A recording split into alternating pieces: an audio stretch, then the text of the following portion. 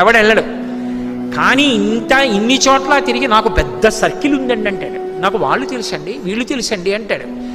ఆఖరణ ప్రాణం పోయాక వెనక వచ్చేవాళ్ళు ఎవరు రారు అని తన శరీరమే కాలిపోతుంటే చూసుకుని ఏడుస్తాడు. చీకటి పడిపోతే అయ్యో ఓపికన్నప్పుడు ఒక్క రోజు గుడికి వెళ్ళలేదురా, ఓ ప్రవచనం వినలేదురా, ఓ ప్రదక్షిణం చేయలేదురా, ఓ పూజ చేయలేదురా అని అప్పుడు ఏడుస్తూ ఉంటాడు. ఎవరు ఊరుకోబెట్టేవాళ్ళు ఎవరు ఉండరు.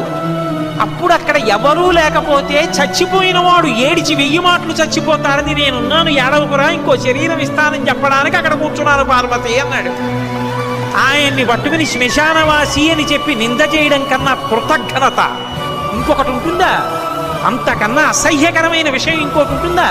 అలా అన్నవాడు అసలు మనుష్యుడు అనిపించుకోవడానికి వాడు యోగ్యుడే.